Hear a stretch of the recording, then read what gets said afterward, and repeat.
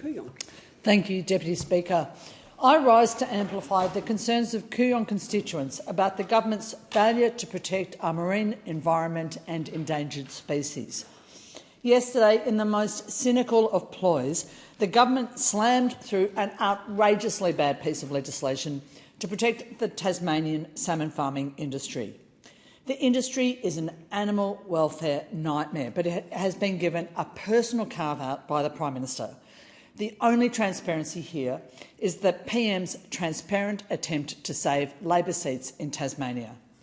Deputy Speaker, we've known for years about the environmental damage and animal welfare breaches of the Tasmanian salmon industry.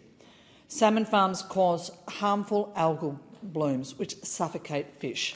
Antibiotics and other chemicals leach into the surrounding waters. They harm other aquatic species.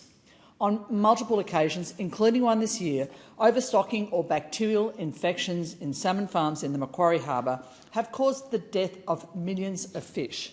Tasmanians haven't been able to swim at local beaches without bumping into stinking, rotten fish carcasses and blobs of fish oil. It's disgusting.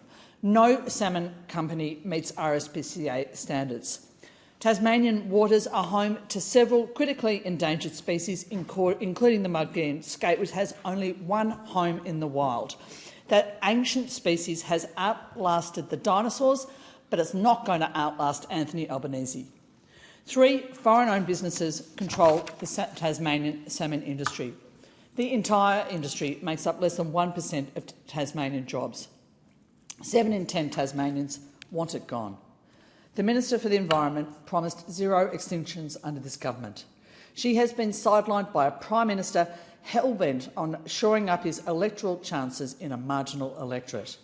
A Prime Minister who has already shelved the EPA and EPPC overhauls to placate the resources sector and the Labor state government in WA. The Labor government has been backed up on this shameful legislation by an opposition which has indicated that it will utterly dismantle environmental protections if it's elected. There's something terribly wrong with our major parties and the increasing blatancy in demonstrating that any lip service that they pay to environmental protections or climate action is based only on their political calculations. Deputy Speaker, in 2022, the people of Kooyong voted for climate and for the environment.